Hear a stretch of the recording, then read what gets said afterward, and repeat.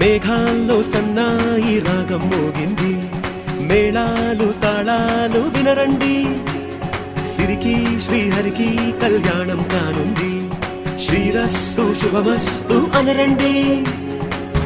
అచ్చతలు గంటో పెళ్లికి అర్థం చెప్పారంటూ, మెచ్చదగు ముచ్చట ఇది అని సాక్ష్యం చెబుతామంటూ, జనులంతా జై కొట్టేలా జరిపిస్తామండి. అందాల కుందనపు బొమ్మవని జత చేరు